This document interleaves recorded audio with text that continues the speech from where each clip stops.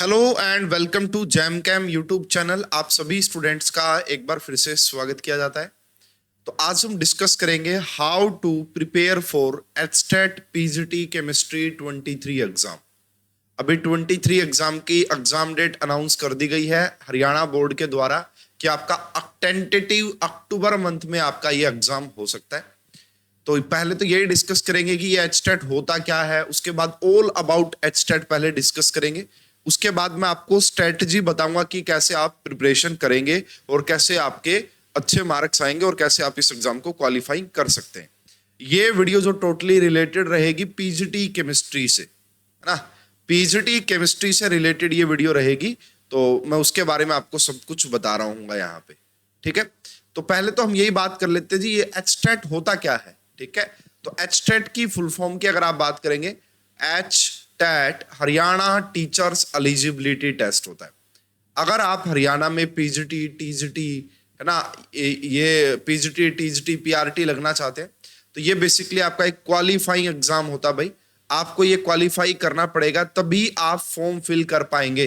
जैसे for example Haryana में PGT की वैकेंसी आती है, तो हरियाणा में जब पीजीटी की वैकेंसी आती है तो उनका एलिजिबिलिटी क्राइटेरिया क्या होता है मैं बता देता हूं। एलिजिबिलिटी क्राइटेरिया में आता कि आपने एमएससी की हुई होनी चाहिए, प्लस में आपने बीएड की हुई होनी चाहिए। अगर ये दोनों की है तो भी आप अप्लाई नहीं कर सकते हैं।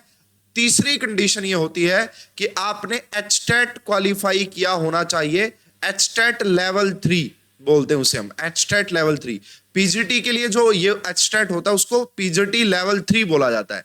एचटेट जो पीजीटी लेवल 3, अगर आपने एमएससी की है, आपने बीएड की है और आपने ये एचटेट भी क्वालिफाई कर लिया है, तभी जाके आप हरियाणा की पीजीटी केमिस्ट्री की वैकेंसीज या जितनी भी पीजीटी की वैकेंसीज होते हैं आप एलिजिबल हो पाएंगे। अगर आप अदर स्टेट से हैं, आपके पास एमएससी है, बीएड है, बट एचटेट नहीं है, तो आप एलिजिबल नहीं है हरियाणा में पीजीटी पोस्ट के लिए।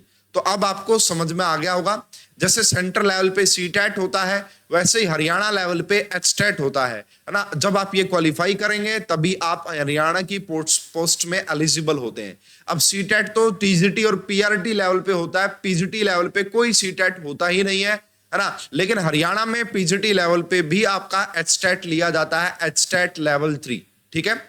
अब इसका एग्जाम पैटर्न क्या होता है, कब ये पेपर होता है, सारा कुछ डिस्कस करेंगे। तो मैंने एक वीडियो पहले भी बनाई थी, उसमें मैंने आपको बताया था कि एचटेट आपका इस बार एचटेट जो 23 में होने जा रहा है वो आपका टेंटेटिव अक्टूबर 23 के मंथ में आपका हो सकता है, अक्टूबर लास्ट तक या नवंबर में आपका हो सकता है हरियाणा टीचर्स एलिजिबिलिटी टेस्ट, ठीक है। अब ये बात तो आपको डेट पता लग गई है कि कब कब हो सकता है। अब इसका एग्जाम पैटर्न क्या है वो मैं आपको पहले बता देता हूं। इसका एग्जाम पैटर्न देखिए, फॉर पीजीटी केमिस्ट्री एलिजिबिलिटी क्या है ना, पहले तो आपको एप्लीकेशन फॉर्म फिल करना पड़ेगा। उसके लिए आपको एलिजिबिलिटी पता होनी चाहिए कि एलिजिबिलिटी क्या होती है। तो एमएससी केमिस्ट्री या फिर बायोकेमिस्ट्री से आपने की ही हो, कम से कम 50% आपके मार्क्स होने चाहिए फ्रॉम ए रिकॉग्नाइज्ड यूनिवर्सिटी। उसके बाद बीएड फ्रॉम रिकॉग्नाइज्ड यूनिवर्सिटी। तो बीएड सेकंड ईयर में जो स्टूडेंट है वो भी एलिजिबल होते हैं, वो भी फॉर्म फिल कर सकते हैं। बीएड सेकंड ईयर वाले एचटेट का एप्लीकेशन फॉर्म फिल कर सकते हैं, तो बीएड फर्स्ट ईयर वाले नहीं कर सकते हैं ना। जो बीएड सेकंड ईयर में है, अपीयरिंग है, वो फॉर्म फिल कर सकते हैं, बट फर्स्ट ईयर वाले जो फर्स्ट ईयर में है वो आपका एलिजिबल नहीं होते। तो जिन्होंने भी एमएससी केमिस्ट्री से या बायोकेमिस्ट्री से की है, कम से कम 50% मार्क्स के साथ, या तो उन्होंने बीएड कर ली होगी या फिर वो बीएड के फाइनल ईयर में है, तो आप एलिजिबल है। मैट्रिक्स विद हिंदी या संस्कृत आपके पास एक सब्जेक्ट होना चाहिए। ग्रेजुएशन में, पोस्ट ग्रेजुएशन में या कहीं पे भी हिंदी एक सब्जेक्ट होना जरूरी है। एंड गुड एकेडमिक रिकॉर्ड, इसका कोई खास मीनिंग नहीं है, बस यही है, एमएससी प्लस में आपका बीएड होना जरूरी है। उसके बाद आगे बात करते हैं जी, इसका एग्जाम पैटर्न क्या होता है, कितने मार्क्स का पेपर होता है, सब कुछ डिस्कस करेंगे। तो सारे के सारे क्वेश्चंस जो होते हैं दैट इज एमसीक्यूज होते हैं, और सारे के सारे क्वेश्चंस 1 मार्क्स के होते हैं, ठीक है, 1 मार्क्स के। तो टोटल आपसे 150 क्वेश्चन पूछे जाते हैं और आपको टाइम मिलता है 2.5 आवर का टाइम मिलता है। यानी कि भाई 50 क्वेश्चन के लिए 150 क्वेश्चंस के लिए 150 मिनट्स ही आपको मिलते हैं। उसके बाद क्या क्या पूछा जाता है, 30 एमसीक्यूज होते हैं आपका चाइल्ड डेवलपमेंट एंड पेडागोजी, यानी कि 30 मार्क्स के आपसे ये पूछे जाते हैं। उसके बाद 30 मार्क्स की ही आपसे लैंग्वेज, 15 क्वेश्चन होते हैं हिंदी के, 15 क्वेश्चन होते हैं आपका इंग्लिश के, 30 मार्क्स का ये भी पूछा जाता है। जर्नल स्टडीज के भी आपके 30 मार्क्स के क्वेश्चन आते हैं। 10 मार्क्स मैथमेटिक्स के होते हैं, quantitative aptitude, 10 questions reasoning ability के होते हैं, और 10 क्वेश्चन हरियाणा जीके या उसकी अवेयरनेस के होते हैं। तो कुल मिला के देखो 90 मार्क्स यहां से हो गए। 90 मार्क्स ये जर्नल पार्ट बोलते हैं, इसे क्या बोलते हैं, इसे जर्नल पार्ट। उसके बाद होता है आपका सब्जेक्ट स्पेसिफिक। जैसे केमिस्ट्री वालों से केमिस्ट्री पूछी जाएगी, उसके 60 क्वेश्चन पूछे जाते हैं और वो 60 मार्क्स के ही होते हैं, ठीक है। तो 150 मार्क्स का ये टोटल पेपर होता है, 150 क्वेश्चन पूछे जाते हैं, 150 मिनट का ही आपको टाइम मिलता है अटेम्प्ट करने में, ठीक है। अब उसके बाद क्या ये कुछ परसेंटेज बच्चों को लेते हैं या फिक्स होता है इतने मार्क्स ले लो एचटेट क्वालिफाई हो जाएगा? यस। तो यहाँ पे इसका भी सिलेबस का भी डिस्कशन करेंगे। तो यहाँ पे देखो पहले तो सिलेबस का ही डिस्कशन कर लेते हैं केमिस्ट्री सब्जेक्ट का। बाकी तो भाई देखो प्रीवियस ईयर क्वेश्चंस आप डाउनलोड कर लीजिएगा, आपको हरियाणा बोर्ड की वेबसाइट पे अवेलेबल हो जाएंगे। वहां से आपको जर्नल पार्ट में कैसे क्वेश्चंस पूछे जाते हैं उनका आइडिया लग जाएगा। केमिस्ट्री सब्जेक्ट के जो प्रीवियस ईयर है वो चैनल पे अवेलेबल है, कोर्स में भी अवेलेबल है, वहां से भी आप देख सकते हैं। देखो अब बात करते हैं जी ये जो केमिस्ट्री होती है इसका सिलेबस क्या होता है। The questions in the test will be based on the topics of the prescribed syllabus of boards of school education Haryana for the 9th to 12th, but difficulty standard as well as linkage could be up to post graduate level, है ना। अब देखो ये लिखा हुआ है, अब जिसको आइडिया नहीं है, मेरे पास तो काफी एक्सपीरियंस है, पिछली बार भी पिछले 3-4 साल से बहुत सारे स्टूडेंट्स का एचटेट क्वालिफाई हो रहा लगातार। ऑलरेडी मेरा भी एचटेट क्वालिफाइड है, पीजीटी केमिस्ट्री वाला यही, ठीक है। तो मुझे काफी एक्सपीरियंस है इसके बारे में कि क्या पूछते हैं केमिस्ट्री में। मैं केमिस्ट्री के बारे में काफी डिटेल में आपको बता दूंगा। अब देखो क्या होता है, all category except SE and आपका जो फिजिकली चैलेंज्ड पर्सन होते हैं उनको छोड़ के आपको सिर्फ 60% मार्क्स लेने, यानी कि 150 में से अगर आपने 90 मार्क्स ले लिए तो आपका एचटेट क्वालिफाई हो जाता है ना। उसके बाद देखो अगर आप एससी से हैं या पीडब्ल्यूडी हैं तो आपको सिर्फ 82 मार्क्स लेने हैं तो आपका एचटेट क्वालिफाई हो जाएगा।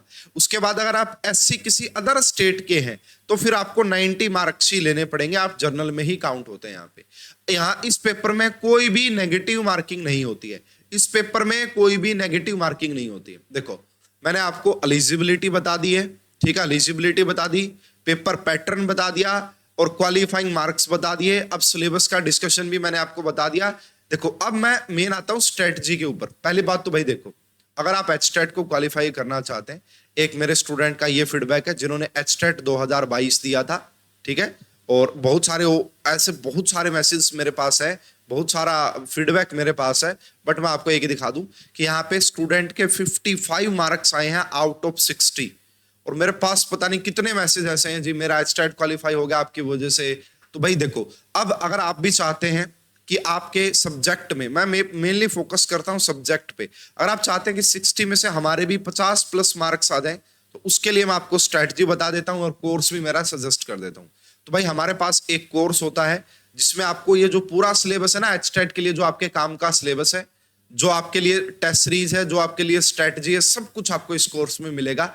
बहुत अच्छे से आप एचटेट में सब्जेक्ट में 60 में से आप 50+ स्कोर कर लेंगे, और 50+ अगर आपने स्कोर कर लिया, बाकी पार्ट्स आप इतना अगर तुक्के भी लगा के आएंगे तो भी आप इजीली एग्जाम को क्वालिफाई कर जाएंगे। चलो अब ये रहा, इसमें हमारा जो कोर्स है इसमें आपको कंप्लीट सिलेबस के वीडियो लेक्चर मिलते हैं, 11th-12th लेवल के, एमएससी लेवल तक के भी मिलते हैं। अब एचटेट में क्या पूछते हैं मैं अभी बताऊंगा आपको। आप 6 महीने की वैलिडिटी भी ले सकते हैं, 1 ईयर की वैलिडिटी भी ले सकते हैं। इन नंबर पे कांटेक्ट कीजिए और जल्दी से जल्दी ये कोर्स ज्वाइन कर लीजिए, है ना, इससे आपकी बहुत बेहतरीन तैयारी हो जाएगी, ठीक है। अब मैं आता हूं जी स्ट्रेटजी बता दो कुछ, है ना। देखिए अगर हम बात करें केमिस्ट्री सब्जेक्ट की, अगर मैं बात करता हूं केमिस्ट्री सब्जेक्ट की, आपके जो पहली बात तो देखो भाई previous year is very much important, previous year बहुत ज्यादा इंपॉर्टेंट है। अगर आप इस चैनल पे चेक करेंगे तो 2017 से लेके और 2022 तक के प्रीवियस ईयर पेपर्स का सॉल्यूशन मैंने अपलोड कर रखा है केमिस्ट्री सब्जेक्ट का, आप वो देख सकते हैं। ये कोर्स में भी आपको मिलता है वेल ऑर्गेनाइज्ड मैनर में। उसके बाद बात आती है जी केमिस्ट्री के 60 क्वेश्चन है, क्वेश्चंस कहां से आते हैं, क्या लेवल रहता है इनका। देखिए 60 क्वेश्चंस में से अगर मैं आपको कहूं 50 क्वेश्चन आपका होते हैं 11th-12th लेवल के, 60 में से 50 क्वेश्चन आपका 11 12th लेवल के होते हैं। और देखो सिलेबस पैटर्न के नहीं, थोड़ा सा जैसे नीट और जेई में क्वेश्चंस पूछे जाते हैं, नीट और जेई में जो एमसीक्यूज पूछे जाते हैं उस टाइप से ये आपसे पूछता है। 10 क्वेश्चंस आपका आप बोल सकते हैं कि एमएससी लेवल तक के होते हैं या फिर आप बोल सकते हैं ग्रेजुएशन लेवल तक के होते हैं। तो इनमें मोस्टली आपसे दो टॉपिक ज्यादा पूछता है। एक ऑर्गेनिक स्पेक्ट्रोस्कोपी पूछता है, स्पेशली एनएमआर आईआर ये पूछता है, यूवी इनऑर्गेनिक स्पेक्ट्रोस्कोपी पूछता है, और एक आपसे पेरिसाइक्लिक रिएक्शन पूछता है, एक आपसे पेरिसाइक्लिक और फोटोकेमिस्ट्री के क्वेश्चंस पूछता है। तो पिछले अगर आप 4 या 5 साल का ट्रेंड देखेंगे तो यही देखने को मिलता है कि भाई 11 12th लेवल के आपका 11 12th लेवल के क्वेश्चंस होते हैं 50 और 10 क्वेश्चंस इन टॉपिक से पूछता है। ठीक है, तो ये प्रीवियस ईयर का ट्रेंड है। अब भाई ये सारा कुछ सिलेबस मैंने मेरे कोर्स में बहुत बेहतरीन तरीके से कवर कर रखा है ना। अगर आप वैसे देखेंगे आपको कहीं कहीं से ढूंढनी पड़ेंगी चीजें, है ना। और जस्ट अगर आप कोर्स ज्वाइन करते हैं तो सब कुछ वहां पे आपको वेल ऑर्गेनाइज्ड मैनर में मिल ही जाता है। फिर भी अगर आप अपने लेवल पे भी प्रिपरेशन करना चाहते हैं, पीवाईक्यू मैंने आपको दे ही दिए, यहाँ पे चैनल पे अवेलेबल है।